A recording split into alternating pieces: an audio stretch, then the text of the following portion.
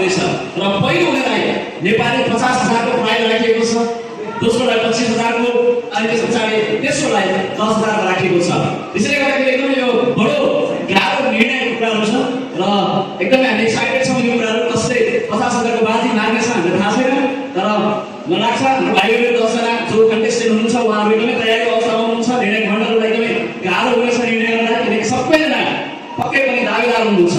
त्यसैले गर्दाखेरि यो समय हामी एकदमै संवेदनशील भएर यो अगाडि बढाइराखेका छौँ र यो समय हाम्रो बिचमा कृष्ण तामाङ फाउन्डिङ लिडरबाट उपस्थित भइसक्नु भएको छ र हामी जजहरूको पर्मिसनको वेटमा छौँ र उहाँहरूले अनुमति दिइसके पछाडि हामी दोस्रो प्रतिस्पर्धी कृष्ण तामाङबाट प्रस्तुत हामी सुन्नेछौँ।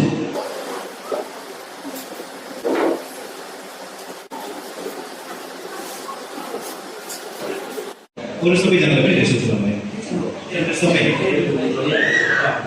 Okay okay your time starts now. विशेष धन्यवाद सञ्चालकज्यूलाई जसले मलाई आज समय दिनुभयो। अनि इग्नाइटर यस कार्यक्रमको आयोजक इग्नाइटर टिमका आदरणीय अध्यक्षज्यू भीम खड्काज्यूलाई तथा सम्पूर्ण इग्नाइटर टिमलाई, निर्णायक मण्डल तथा विभिन्न मण्डलीहरूबाट पाल्नु भएको प्रभुमा आदरणीय पास्टर लिडर्स तथा सम्पूर्ण विश्वासीजनहरूमा क्रिस्चियन अभिवादन जय मसीह। मेरो नाम क्रिस्टिना तामाङ, म प्रेरणा लिरिक्स चर्च दोकानबाट। यही समयमा फाइनल राउन्डको कम्पलसरी पदहरू भनेर लेखेको छु। एफिसी 1 को 17 देखि 23 यहाँ यसरी लेखेको छ, म प्रार्थना गरिरहन्छु कि हाम्रा प्रभु यीशु ख्रीष्टका परमेश्वर महिमाका पिताले तिनीहरूलाई उहाँको विषयको ज्ञानमा बुद्धि र प्रकाशका आत्मा दिउन्। म यो पनि प्रार्थना गर्दछु कि तिनीहरूको हृदयका आँखा उज्यालो होस् र कुन आशाको निम्ति उहाँले तिनीहरूलाई बोलाउनु भएको छ र सन्तहरूमा उहाँको महिमित उत्तराधिकारको सम्पत्ति के हो सो तिनीहरू जान्न सक। अनि हामी विश्वास गर्नेहरूका निम्ति उहाँको शक्तिको असीम महानता के हो सो तिनीहरू जान्न सक। त्यो शक्ति उहाँको महान सामर्थ्यको काम नै हो जो उहाँले ख्रीष्टमा पुरा गर्नुभयो, जब उहाँले ख्रीष्टलाई मरेकाहरूबाट जीवित पार्नुभयो अनि स्वर्गीय स्थानहरूमा आफ्नै दाहिने बङ्गीपट्टि बसाल्नुभयो। सबै शासन र अधिकार र शक्ति र राज्यमाथि र यस युगमा मात्र होइन तर आउने युगका पनि जति नाउँ छन् ती सबैमाथि उहाँलाई राख्नुभयो र परमेश्वरले सबै कुरा उहाँका पाउमुनि राखिदिनुभयो र मण्डलीको निम्ति उहाँलाई नै सबै कुराको शीर बनाइदिनुभयो। जुन मण्डली उहाँको शरीर उहाँको पूर्णता हो र उहाँले नै सबै थोक परिपूर्ण पार्नुहुन्छ। आमेन।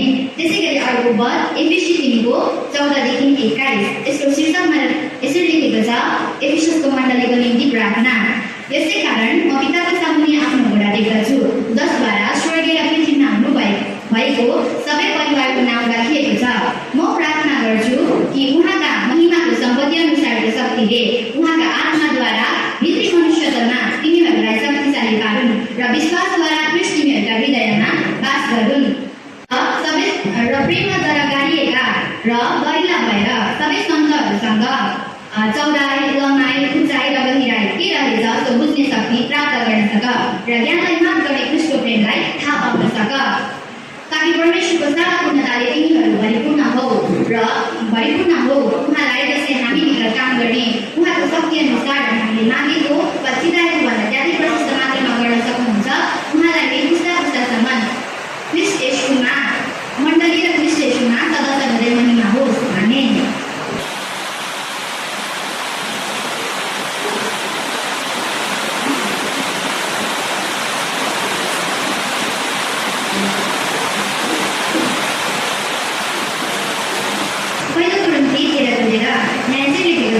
अब विश्वास, आशा, प्रेम यी तीन हुन्छन् तर यिनमा सर्वोत्तम चाहिँ प्रेम नै हो। आमेन। यसमा न त खतना केही मूल्य हो न बेखतना केही मूल्यको हुन्छ, तर एउटै कुराको मात्र मूल्य छ अनि त्यो हो प्रेमद्वारा काम गर्ने विश्वास। आमेन। पहिलो कुराले 13:4-8 कम्ती हुन्छ र दयालु हुन्छ। प्रेमले दाह गर्दैन न सेकी गर्छ। प्रेम माथि हुँदैन न ढिलो हुन्छ।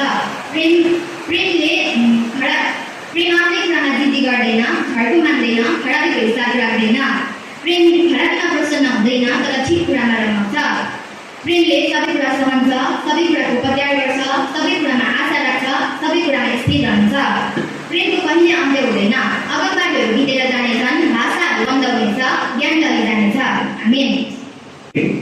लागि तपाईँको म नेपालीमा भन्छु तपाईँले ग्रिक या हिब्रूमा देखाउन सक्नुहुन्छ।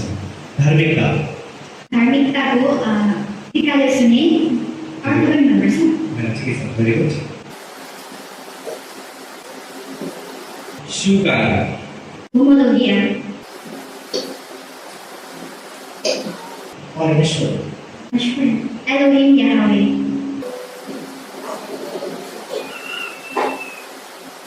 महिमा दोक्सा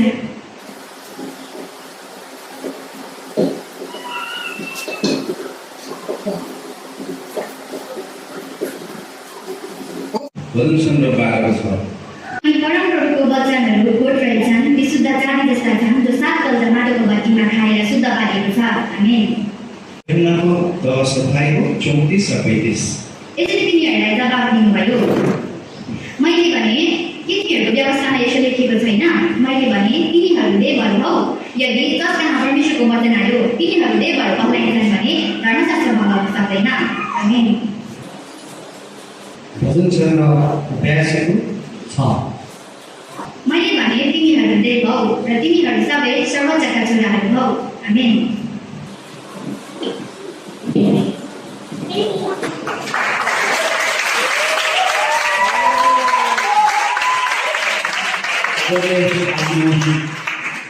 प्रस्तुत गरेर पेश गर्नुभएको छ।